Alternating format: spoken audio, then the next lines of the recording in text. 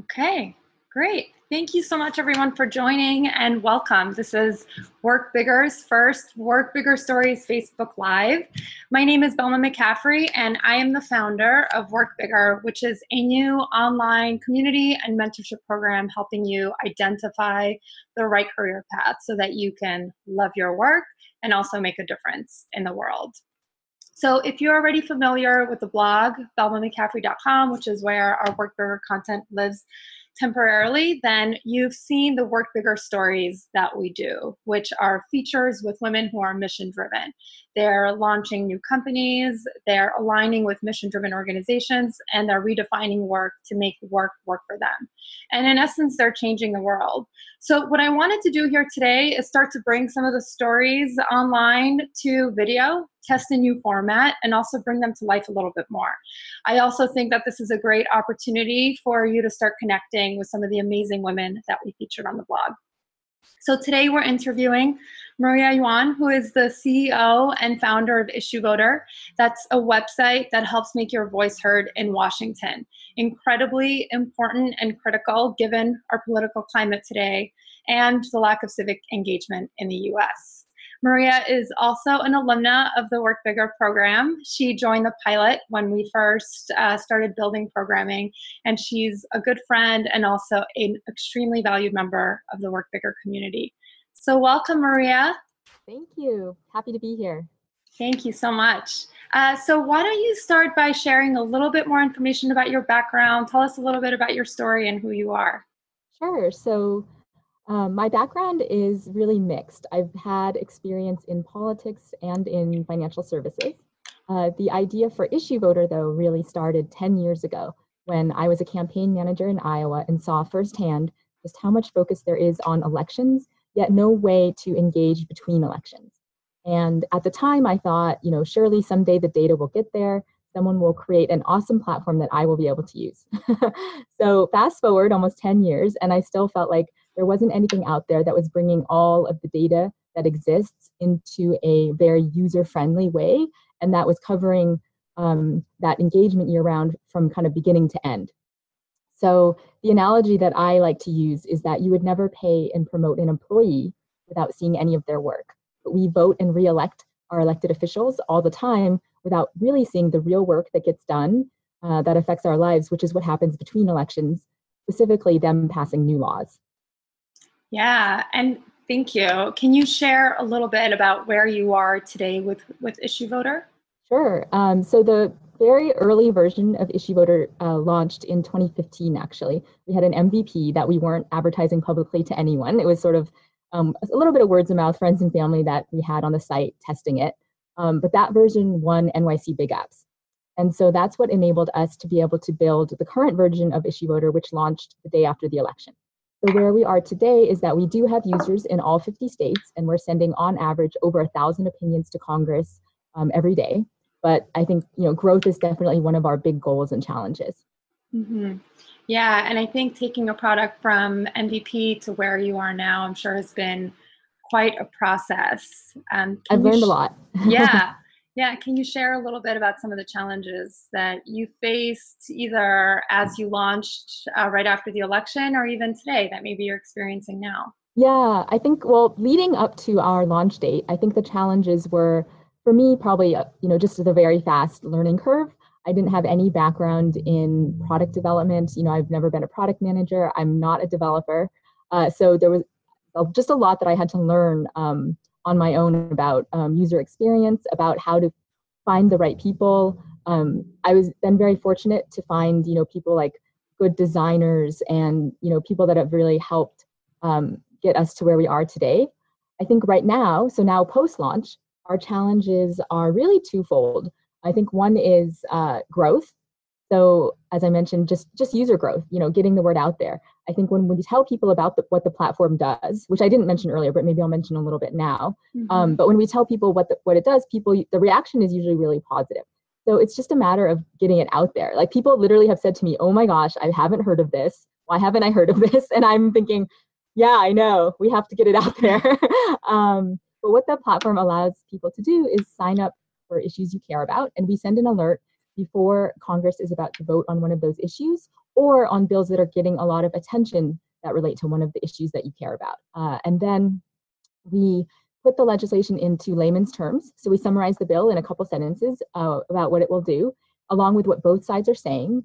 And one click sends your opinion to your rep, and you get a profile on the site that tracks year-round the percentage of time your rep is voting, how you would want them to vote on the specific bills where you sent your opinion. So it's literally like a very specific personalized scorecard that matches your opinions and the issues you care about. So some people might be subscribed to different organizations lists. So maybe an environmental organization, or maybe a women's health organization, and they might be getting emails about those specific issues. But IssueVoter is a way to sort of keep all the issues you care about in one place and keep that scorecard continuously updating throughout the year as Congress votes on more and more laws. So I think, but that's really just, to go back to that point about growth, I think we, also have been running on a very, very, very small budget. It's a bootstrapped project. So we recently got into 2 programs this summer, which are great and are gonna enable us to, I think, accelerate some of the growth and also accelerate some new features that our users have been asking for. Got it. Thank you so much for sharing that. I definitely also at the end of our interview, I'd love to share with everyone how you can sign up for IssueVoter. I'm on there and it's incredibly useful. I try to use it as much as I can because it really does make me feel like my voice is more heard and like I'm taking more action, especially given all the overwhelm of information that there is to keep up with. I think it does a really good job of keeping us updated. Thank you. Yeah. So I want to take a bit of a step back and talk about your mission. I think the work that you're doing is incredibly important. I also think it's incredibly challenging. So can you share with us what is your mission? And yeah, I'll let you take it from there and then I'll have a follow-up question to that.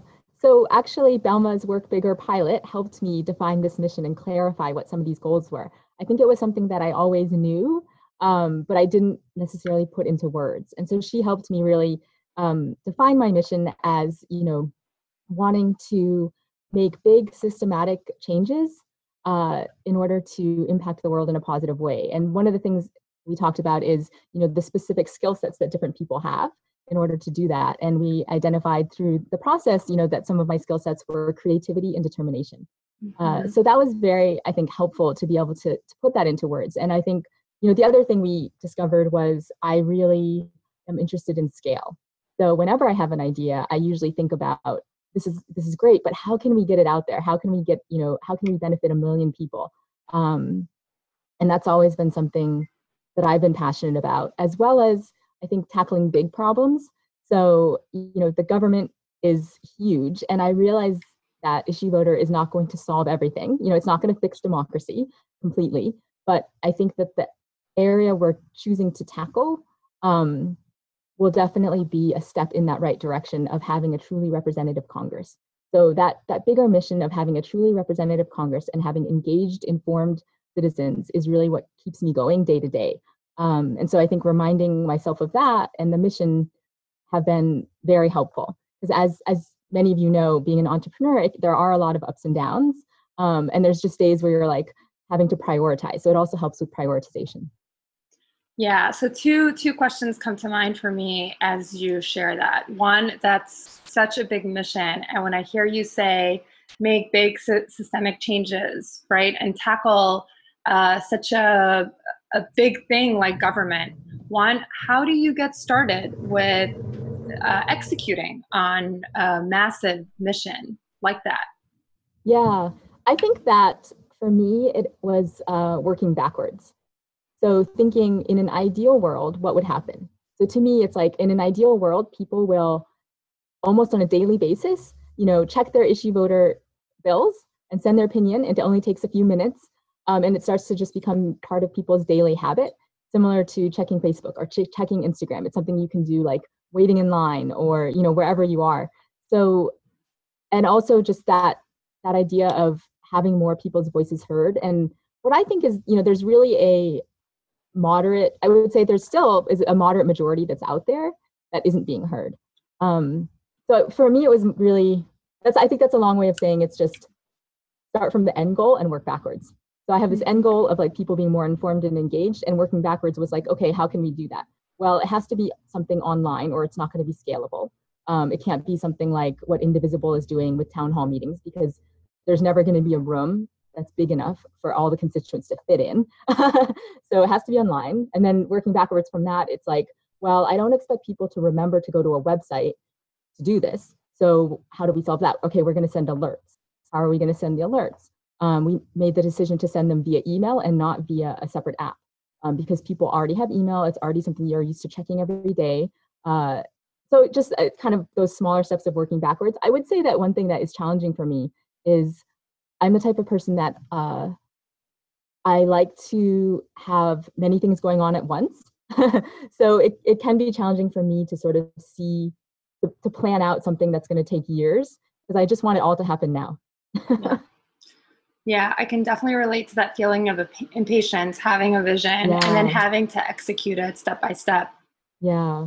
It's key. I found that patience is so important to try to build anything, because just from my experience, when you're impatient, which I am, it's you end up taking 2 steps forward, 3 steps back. So yeah, that's a really good point. And there's probably been some situations where that's happened to me as well. Yeah. So with that, can you share a failure that you've experienced, whether it's through launching IssueVoter or through leading another project that you've worked on? Yeah. Let me think. So,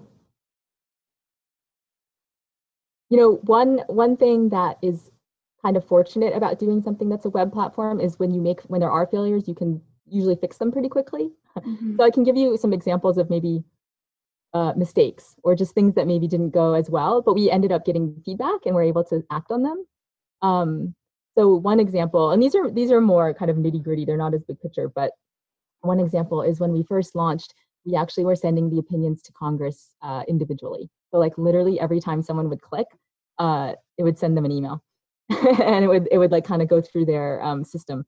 And we got feedback that like from someone, kind of angrily emailing us saying, I'm getting 200 emails from you. Can you please like figure this out? So I think that we would have preferred, not to upset someone, but fortunately they did reach out and tell us, as opposed to just filtering all our emails into spam or something like that. But the good news there is that we know that the reps are actually seeing our emails. And I've had users tell us that like when they call their reps, because some people, they use IssueVoter and they also do phone calls. So she's told me, there's a couple of people actually that have told me they call their reps and they say, are you getting my IssueVoter emails? And they're like, yep, we're getting them. So they are aware. And we track all of that anyway through our email program. Like we can see, that they're getting opened and everything. But that was one thing where maybe that was not the right decision to not, accumulate the emails from the beginning. So I think another challenge. Oh, no, yeah, I just want to take a pause there for a minute. Can you talk me through a little bit more about what that felt like? I think it's a little jarring at first sometimes, especially when you get feedback where the person isn't particularly happy. It wasn't just like, hey, here's a suggestion that would make these emails more useful for us. It was like, I'm getting too many emails from you, like, please stop. So like pure annoyance. Yeah. So I think, and it was from one person, to be fair. It wasn't that we were getting, lots of these, but the feeling, I think it was sort of like, it's always nice to have a plan and feel in control, but sometimes you have to be reactionary, you feel less in control. Mm-hmm. So I think sometimes that's scary. I think that it was kind of like it was that immediate kind of gut reaction of like, oh crap, I have to fix this right away. Yeah, I completely relate. On a similar note, I want to talk a little bit about creativity. I know creativity plays a big role for you, Maria, just in what we uncovered about your values and what you stand for, and also just how you use creativity to problem solve. So similarly, just whether it's experiencing a failure or dealing with challenges in general, can you share how you use creativity on a daily basis to overcome any problems that you're facing? So I think of it I think there's like kind of 2 buckets for me. One is resources. So just being very resourceful, and that takes creativity. So we've been very lucky to be able to take advantage of some programs where we've gotten some free office space, being able to kind of leverage mentors and also help. So we have, I do rely heavily on volunteers, and I'm very lucky to have wonderful volunteers So we have people that help with our blog posts, that help with our writing the actual bill summaries, curating all of what the proponents and opponents are saying. But there are times, when someone, like, something happens to one of the volunteers where maybe they have a week where they're really busy and they can't help, or something last minute happens and like somebody flakes. So I think those are the moments where we've had to be creative about, okay, how can I get this done in another way? And even in some situations, like, okay, maybe we won't get this done this week, and that's okay, and being able to accept that. Separate from that type of creativity of just being kind of scrappy and resourceful, I would say there's this aspect of just new ideas, right? So it can almost sometimes be a problem, because I feel like I have like 20 ideas that I'm like, I want to do all these things. And Belma and I, before, we talked about, where the ideas come from, and it's kind of funny. So for me personally, I get ideas, I think it's really two things. And this is probably true for a lot of people.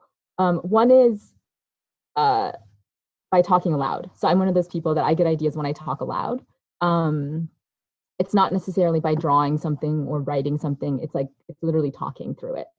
And the other way is, I think your subconscious works on problems. I'm a firm believer of that. And recently I read something about productivity that said every time before you go to sleep at night, you should think of a question for your subconscious. Like, tell your subconscious to work on something while you're sleeping. And oftentimes you actually will wake up and somehow just magically have a solution, which is pretty cool. So I've definitely had moments also where I'm like, walking somewhere, or like I'm walking my dog, or I'm just sitting on the couch or something, and like an idea will pop into my head. And it sort of feels sometimes like it's so random that it comes, but I know it's not. I know it's because probably it's something I've been, thinking about and marinating on.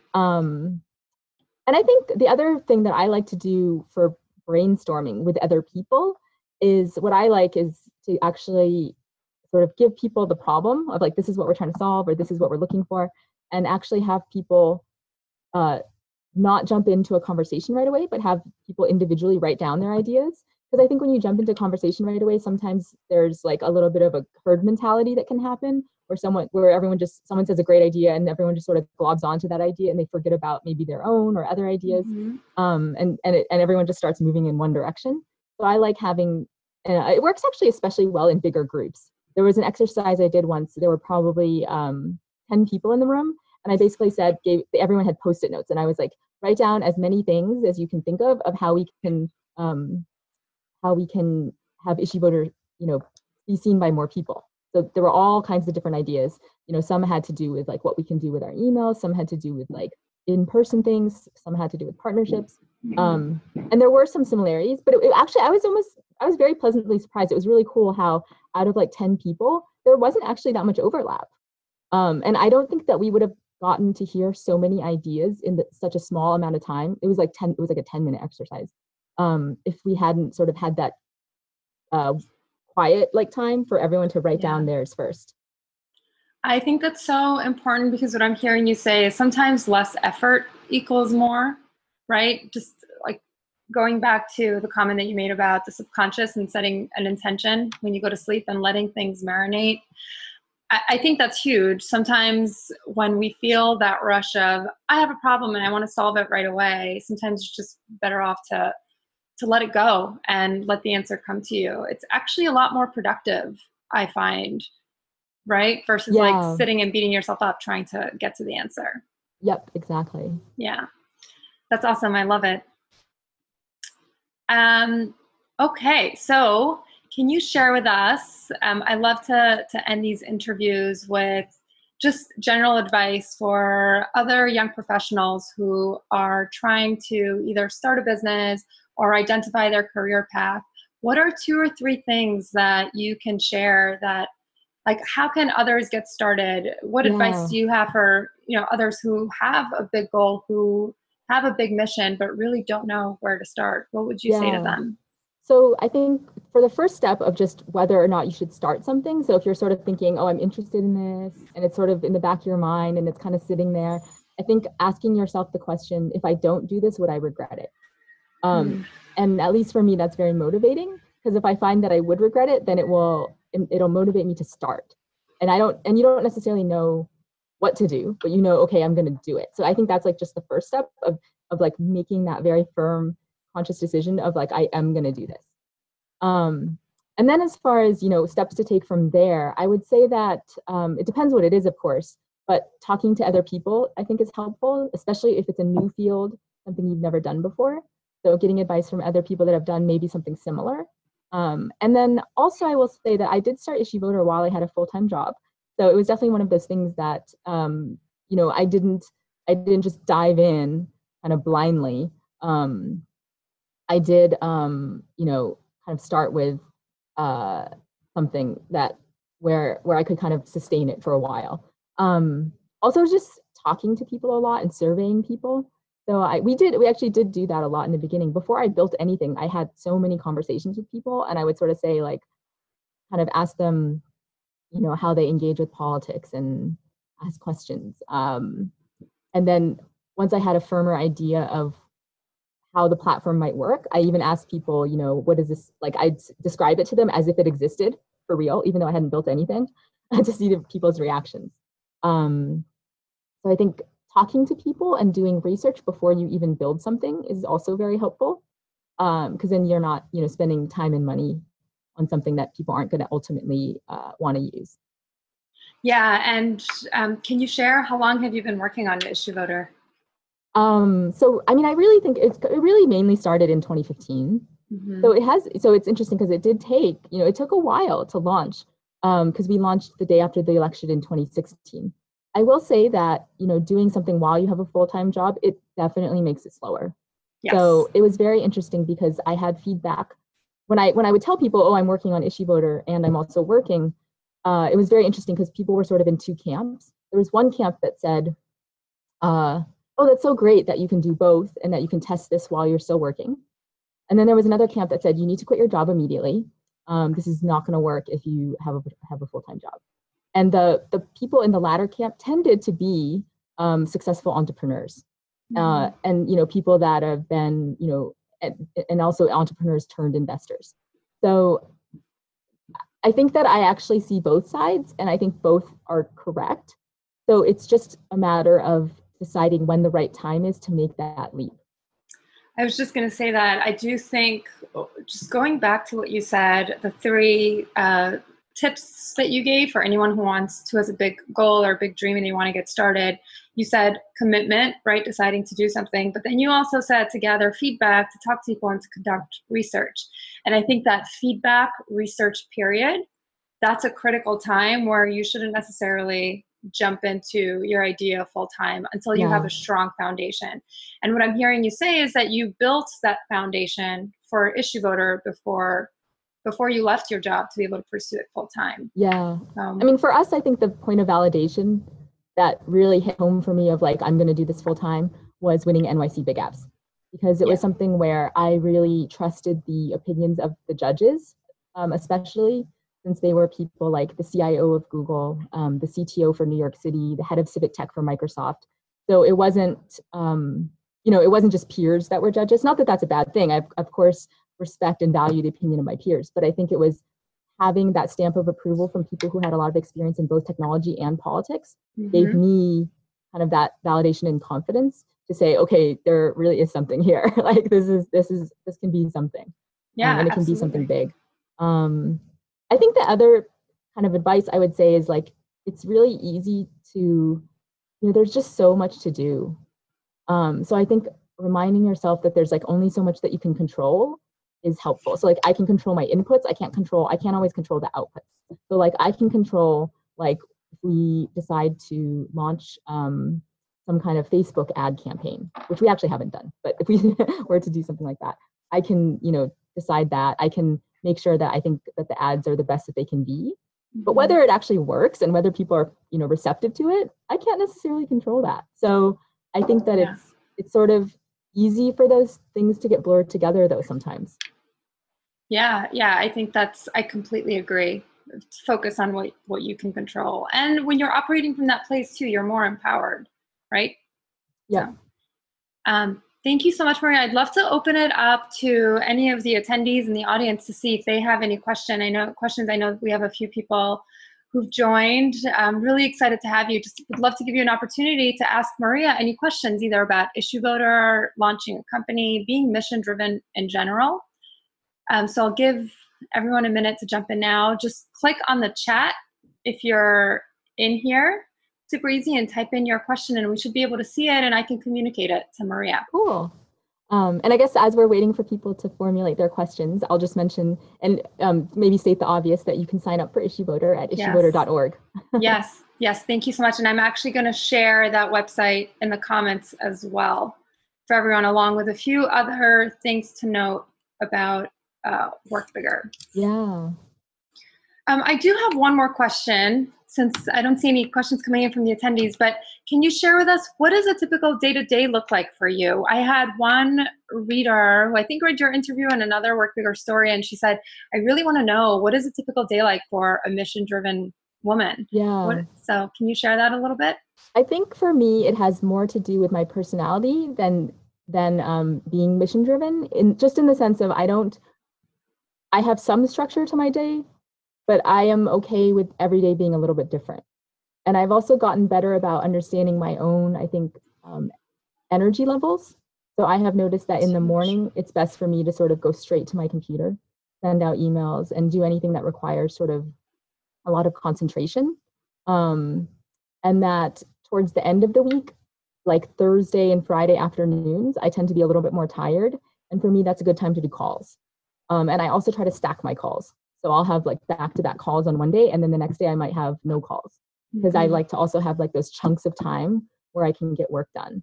I mean, I would say the structured parts of my day, and it's something I'm still working on. I mean, it's something that I'm still like learning, is, you know, waking up at the same time, having a morning routine, having like a nighttime routine. Something also that's really helpful that I've been doing a lot more recently is planning my next day the night before. And so that I think helps. It helps like just to the next day dive right in. So every night I try to reflect on the current day and what I didn't get done, because there's always things on my to-do list is like too long. So there's always things that I can't get to. And then I kind of see if I move them to the next day. And then plan out like both the schedule for the next day. And the other thing that I've learned is like the method of planning out your like top priorities, medium priorities, and then like a to-do list. And the to-do list is helpful because it's things like call this person, email this person. It's just like things you can sort of just check off. And that's really great because those are the things you can do sort of in the gaps in between other times. Sometimes you can even do some of those things like commuting somewhere, on the way somewhere, and you can sort of just check off your to-dos. Or if you feel stuck doing something and need to just switch gears, think about something else, you have like that to-do list, which is more, what's the word? Transactional, maybe? Yeah, it's like smaller things. You're describing my day perfectly. This is exactly what I went through yesterday. I had like calls in the afternoon, but I had half an hour gaps between all of them. And within those half an hour, I was like, okay, well, I can handle this personal errand that I don't, want to spend time doing that when I'm in the thick of working on strategy or writing or whatever that big thing is. So I love that. We did have Yeah, we had a question come in from Kayla. She says, can you explain what the balance was like between your full-time day job and your passion? Yeah, I would say that it wasn't really balanced. It was sporadic, at least for me, that's the way I would describe it. Yeah. So there were weeks when I did nothing on IssueVoter. There were probably months where I did nothing. And then there were months where I was like up till 5 a.m. doing things for it. So it was pretty sporadic. It wasn't balanced. Towards the end where I knew I was going to leave, it started to be where I would like sneak away during the day. I'd be like going to do calls in the middle of the day. It was like not as good. But I would say that, I will just say one kind of comment on balance, and at least the way that I think about balance. There's a class I took at Wharton called Total Leadership, and the professor's name is Stu Friedman. And something that he teaches is not work-life balance, but what he calls work-life integration. Mm-hmm. So it's basically, he has these like 4 areas of your life. I'm saying I can remember them all right now, but it's basically like the self, family, community, and work. And finding ways to have what he calls 4-way wins, which is like something that you do that can benefit all those areas. So I think one aspect is, as much as possible, if you can try to do that, I think it's better. So for example, if you're going to like an event after work, or like a work event? Are there ways that that event can benefit both your day job and your passion? Or if you're volunteering in the community, is there a way that that volunteer activity enhances maybe your business relationships for work? Or maybe it enhances like time with your family because it's an activity that you can bring your family along to do with you. So I think this aspect of, you know, you're never really off. I'm never really like off work, but having it be integrated throughout the day, for me, at least framing it that way works better. Yeah, and I also want to call out that when you are starting something, so Kayla, if you're thinking about like working full time and then starting something on the side, the beginning will likely feel very disorganized because you haven't yet figured out what that integration looks like. So allow for some discomfort as you start to navigate those new waters. At the same time, I also want to call out, I think it's super important at some point in the day or in the week or wherever, is to make time for that reward. Because if you don't, we're going to self-sabotage. So whether that's saying to yourself, okay, I'm only going to work until 8:30 tonight, and then the rest of the evening I'm off, looking forward to that reward at the end of the day is huge and just helps you feel a little bit more laid back, more calm, like you're rewarding yourself after working so hard. It'll make your next day, I think, a lot easier. And it'll make navigating, I think, that disorganization or disarray in the beginning of trying to balance like working full time with trying to start something a lot easier. Velma, that is such good advice. I totally agree. Thanks. It's something that I didn't necessarily do while I was working, but something I'm doing a little bit more of now is scheduling in those rewards. So even if I schedule in my calendar, like after this time, I'm just going to like sit on the couch and watch TV. It actually helps me with procrastination. So it sort of helps me like think, okay, I'm just going to get this done and then I can have my reward. Exactly. It's very motivating, I think. And I learned that the hard way, honestly, because I think I did too. Yeah.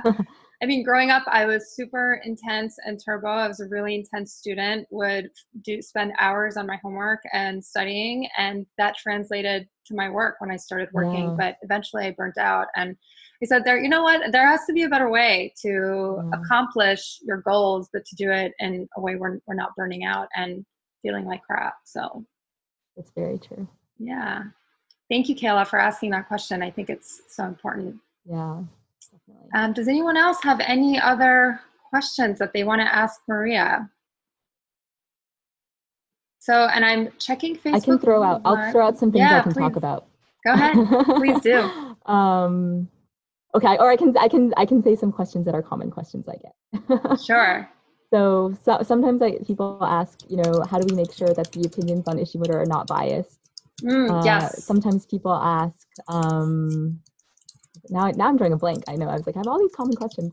I can answer questions about running for office. I've been a campaign manager.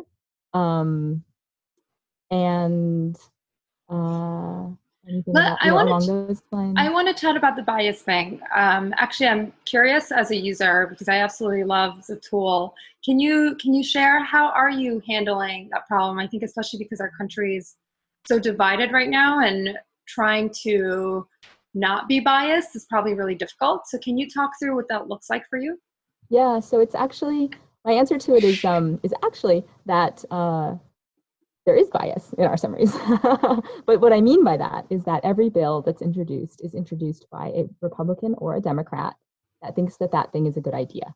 So in our bill summaries, we are simply summarizing what the bill will do. So there was one recently that we sent an alert on that was a commission, putting together a commission to evaluate the mental fitness of our president and whether he should remain in office. So wording something like that, it could sound biased. I mean, it sounds very biased of like, okay, this is someone that's against, you know, having this president in office. But that is literally what the bill is doing. So it's just summarizing it. Like the bill is to put together this commission. And then what the opponents and proponents say, I try to be careful about not calling them pros and cons. They're not necessarily pros and cons for the bill. They're literally what both sides are saying so that you can see two very different perspectives and you can see which aligns more with your line of thinking. So even what proponents and opponents say, those are opinions. So they're not always things that you have to agree with either. Yeah, which actually brings me to another question. So I'm sure you get a lot of feedback, right? I'm sure from anyone. So how do you handle, especially any negative feedback that you're getting as you're Yeah, I mean, working I on think that, IssueVoter? we've been really lucky that a lot of the feedback has been constructive. So the most common kind of emails we get are, I love your platform. I want this feature, or why don't you do this? Yeah, another thing we get asked a lot is like, how do the reps see our opinions? Or, how do we, just clarification. Sometimes we get the question of like, how are you funded? Because I think people want to know that we're trustworthy and we're not being funded by, a political organization, for Yeah. example. So I think, I try to be pretty timely about answering the questions in a timely manner and answering everything. So even if someone asks something that's like, we don't necessarily have a great answer, or we're not necessarily going to do that feature, we'll still answer them and we'll say, thank you so much for your feedback. Here's what we're planning on doing. Feedback is a gift, right? Yeah, it We really take it or is. leave it. Yeah. Well, the nice thing about it too is like when you start to get enough feedback, you start to see themes and you start to see like common things that people are asking for. So like as far as building user features, if one user requests a feature, it's not that we're necessarily just going to build that feature. Yeah. But if we start seeing that over and over, something repeated that people are asking, then we'll really like think about, okay, this is something people want. Yeah, perfect. I wrote an article on the blog lately on processing feedback and offered a framework for that because I think it's so tough. Whether you're getting feedback from your 9 to 5, from your boss, and you're doing one of those 360-degree reviews, or you're working on launching something. For me, one of my biggest challenges has been trying to rush and take all feedback under consideration, which I think can be extremely stressful, but also not always helpful. So I think having a framework for how you process feedback, personal, great. professional, whatever it is so helpful. And I think, well, for me, personal and professional, I mean, personal and product is different. So product feedback is one thing. Personal feedback for me, and I'm not saying this is the right way to do it. This is just how I process it. There are things that, I definitely am like, okay, I need to do this differently. I need to change, and how can I do that? But there are things also, honestly, where I just have to say, this is my style, and it's not going to change. Like, I think there is an aspect of being upfront with people about things that you aren't going to change necessarily. Yeah. So, and it's like, sometimes when you're the boss, it's up to the people that are working for you to manage up. I love that. I think there's just like an air of confidence too that I really respect about that. So awesome. Thank you, Maria. It's been incredible chatting with you. Before we sign off, I would love to just give you an opportunity to share a little bit more about IssueVoter. How else can we all get involved? I'm signed up on issuevoter.org. So is there anything else that you want to share that you think would be super important to, make sure people are signing up and then also getting involved with civic engagement? I mean, an easy thing, at least on the platform, is also just making sure the emails aren't going into your spam folder. Yes. Because all of our alerts are through email. And the emails are what are the trigger to remind you to send your opinion. And the nice thing about the emails is you don't have to log in. So like you can literally click on the email and it sends your opinion automatically without you having to log into the site again. I would say, so other ways that you can get involved, I think there are going to be a lot of local races that are ramping up. Mm-hmm. So even volunteering on a local race could be something really interesting if people are interested in politics. For some people, there's like kind of this new energy around running for office. But I think for some people, running for office is not necessarily the right answer. It could be volunteering or even donating. So finding causes and organizations to donate to. Yeah. Perfect. Thank you. I included the link on the comments, so make sure to check it out. And just a couple more things before we sign off. So yes, register for IssueVoter. Thank you so much, Maria, for sharing all of this information.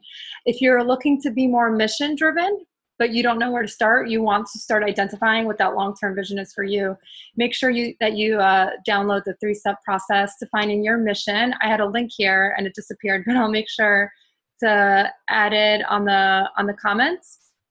Also, we're having an event in New York City on Wednesday, the 19th. So if you're around, would love for you to stop by. It's, again, all about finding your mission. And lastly, we're having another interview with another mission-driven woman next Friday. That one is going to be at 9 in the morning Eastern, so a little bit on the early side, but we'll record it as well. So thank you again. And if any of the attendees, if any of you have any questions, feel free to email me at belma@belmamccaffrey.com. I'll write it here. And yeah, any other questions for Maria, I'm happy to pass on to her as well, if that's cool, Maria. Yep, definitely. Thank you so much for having me. Thank you, Maria. What you're doing is great. Thank you so much. Take care, everyone. Have a good weekend. Bye. Bye.